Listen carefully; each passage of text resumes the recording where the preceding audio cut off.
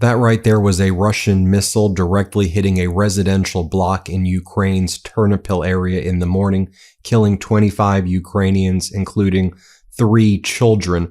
Russia continues to escalate its strikes on Ukraine, killing innocent Ukrainians. But you see, the Trump regime is complicit. The Trump regime knows exactly what's going on. President Zelenskyy smoked out the secret negotiations and discussions taking place between the Trump regime, Donald Trump, Steve Witkoff, and a special envoy for Russia who's been spending time in the United States by the name of Kirill Dmitriev, who also runs Russia's sovereign wealth fund. In other words, Dmitriev's got the moolah, he's got Russian money, and he's having conversations with the Trump regime, so you likely know what that means. And now Donald Trump is parroting the Russian propaganda and Putin's demands that Ukraine essentially surrender and give up all of its land to Putin. Let me just explain to you what was going down as well. There was a critical meeting that took place yesterday in Istanbul, Turkey.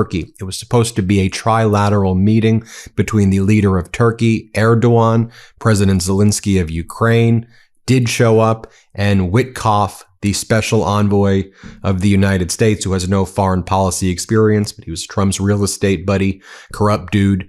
Donald Trump sent him, who's been sending him to do those trips to Russia. He was supposed to be in Istanbul. Witkoff did not show up because right before this trip to Turkey, this meeting between Erdogan, Zelenskyy, and Witkoff was set to take place, Zelenskyy found out about these secret discussions and negotiations taking place between the Trump regime and the Russians, particularly with Dmitriev, and that at this meeting in Turkey, the Trump regime was going to hoist upon Ukraine a series of demands to immediately surrender basically all of the land in Ukraine that Ukraine was never going to do. So Ukraine said, look, we have our plan for peace that we've worked up with our European friends, with France, Spain, Germany, with others in the region, Canada, Australia also, but mostly with their European allies. And so Zelenskyy shows up ready to present this plan. So Witkoff is like, oh crap, I was going to force this surrender upon you, but you're showing up with the European crew. So Witkoff and Trump say U.S. is not showing up in Istanbul because the U.S. wanted to force the surrender based on their secret negotiations taking place with Russia in the United States with Dmitriev. And so Witkoff doesn't show. So it ends up just being Zelenskyy and Erdogan. Let me go over more specifics here. But what happens yesterday as well is that we learn that Keith Kellogg, the special envoy to Ukraine, retired Lieutenant General Keith Kellogg, remember that guy? He's either been forced out, basically fired or told to quit, or on his own, he's resigning. At the end of this year, he's done, he's gone. And remember, he was the guy who first promised, along with Trump, that there would be peace in Ukraine in 24 hours. Then you'll recall in January, he was on Fox and he said, well, it may actually take months. Then he was on in January, he said 100 days. Then in February, months. Then in March, he said it would take 24 hours, but we didn't say what 24 hours, it may be in the future. Then in May, he talked about the importance of imposing sanctions on Russia. In September, he said that he had told Trump that Ukraine was winning. Then we haven't heard from this guy. And now we know with all of the stuff I'm telling you that's going on, he's either quit or he's been forced to resign or pushed out of the regime. And if you've been watching the MeidasTouch network, back in January, I predicted exactly that. I said, go back to the podcast that I was doing then. I said, Kellogg's a goner, just a matter of when. Maybe he doesn't know it, but I see this guy and he is done. Just go through the facts. Again, you're not really hearing this reported anywhere else. I think it's important we're very methodical and accurate on the reporting. Hat tip to the Financial Times who first broke this part of the story. So according to the Financial Times, Ukrainian officials say that there was a capitulation style plan that Witkoff and Trump worked out with Dmitriev and Putin. and this was going to be forced upon Zelenskyy in Istanbul. Trump's special envoy Witkoff canceled the meeting with Zelenskyy in Turkey after realizing that Zelenskyy did not want to discuss this capitulation plan. Sources then say Zelenskyy arrived with his own proposal, coordinated with Europe, and insisted on talks in a broader format. Trump and Witkoff said, we got to cancel this meeting because they wanted to force the surrender on Zelenskyy. And then an unnamed U.S. official was telling the press, now we'll wait. The ball is in Zelensky's court. They say the ball is in Zelensky's court. You know what happens? What I showed you at the beginning. Boom. All of a sudden, Russia is able to send these missiles, drones, killing dozens of innocent Ukrainians. One of the questions I have is, did the United States not share certain intelligence? Did they withhold certain things? We know that's a pressure technique that Donald Trump uses, allowing innocent Ukrainians to die. So I'm just throwing it out there. This unnamed U.S. official adds that Zelenskyy could come to Washington to discuss the new U.S. plan if he wishes. So what is this plan? The 28-point plan calls for Russia to gain full de facto control over Donbass in eastern Ukraine, which includes both the Luhansk and Donetsk, and would be recognized by the U.S. and other countries, along with Crimea, as lawfully part of the Russian Federation.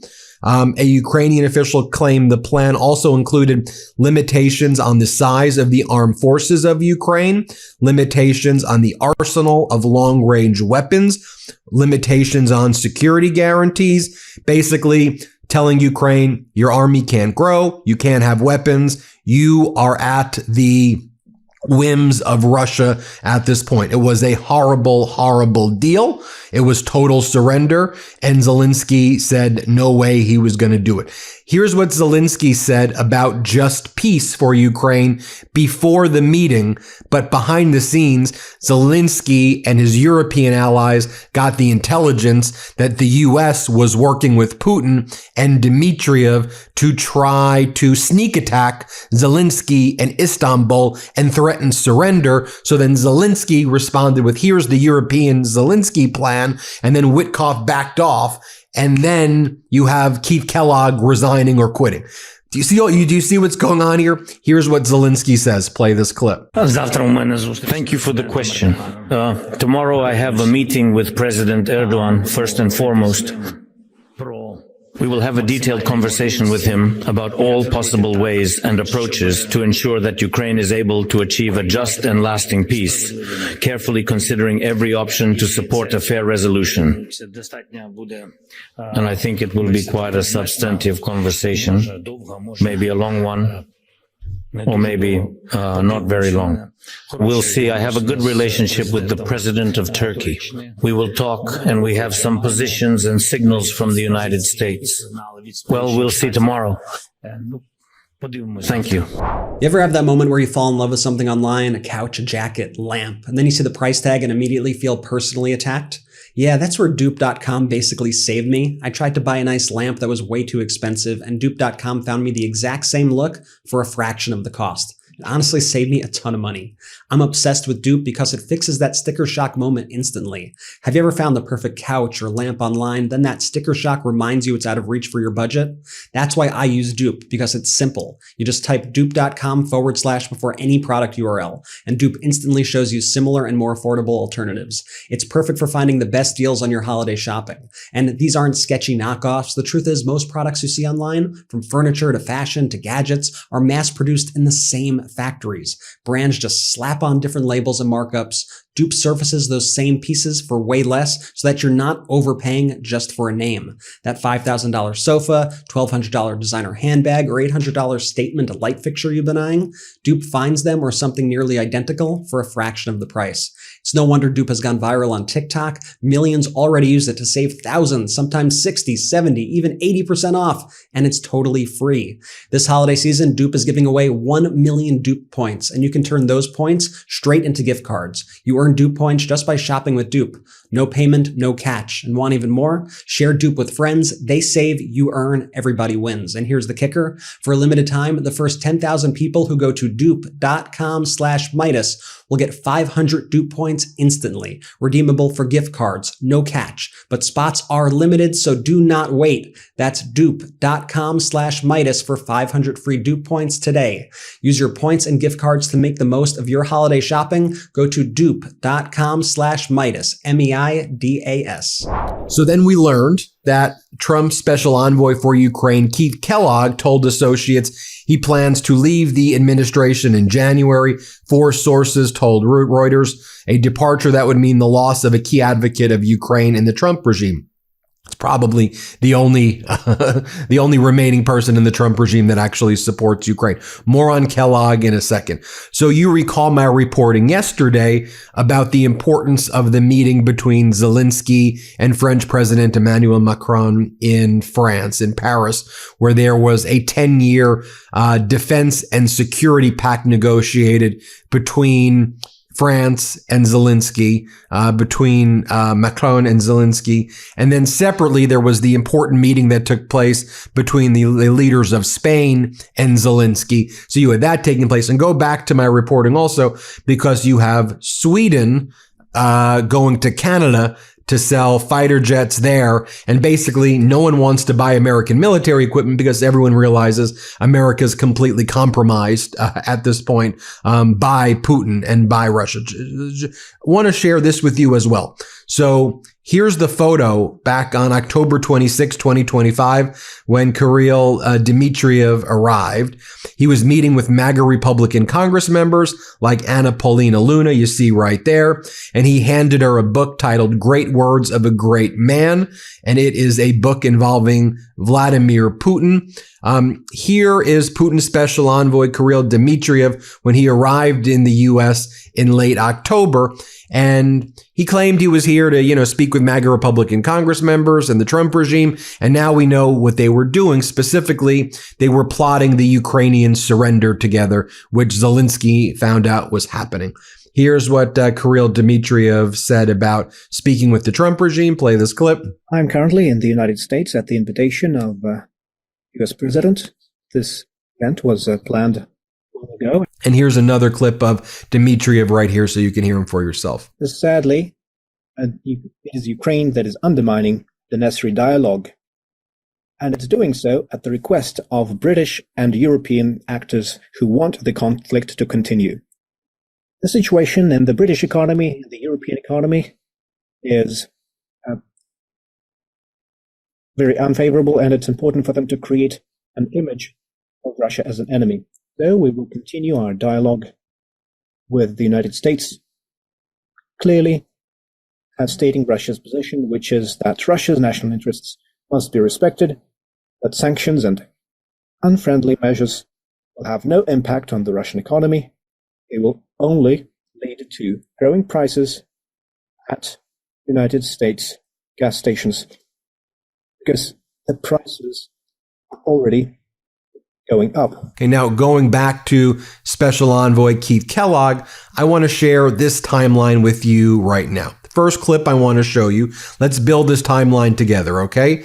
This is January 12th of 2025. Kellogg says there will be peace in Ukraine in 100 days. Play this clip. What we're going to do, we'll set the conditions for the president, and then he'll eventually get to a position where he'll be talking to President Putin and also President Zelenskyy as well. And I think they're going to come to a solvable solution in the near term. And when I say by the near term, I would like to set a goal on a personal level and professional level. I would say let's set it at 100 days and move our way back and figure a way we can do this in the near term to make sure that this solution is solid, it's sustainable, and that this war ends and so that we stop the carnage. I think that's going to be very, very important to do. It's going to be important for our national security. It's a part of our vital national interest, and it's also good for Europe as well, and the globe as well. The next one is February 1st. He says that it's going to happen in months. Play this clip. But you've been around the block, General. I mean, do you think this is months? What do you think this is? You know, I would like to say it's months, but it's not years. I'm talking about, I'd like to think that we could have something in the short term. What I mean by the short term, I've said this before on one of your programs, or one of the Fox programs. I'd like to see it get a countdown from 100 days back and figure out where we're at, either ceasefire or permanent peace. And I think it's all in the art of the doable. But this is not going to be sort of like we saw in Afghanistan, which is 4 years. It's not a cottage industry. It's got to be something short term for both nations, but not only just for both nations.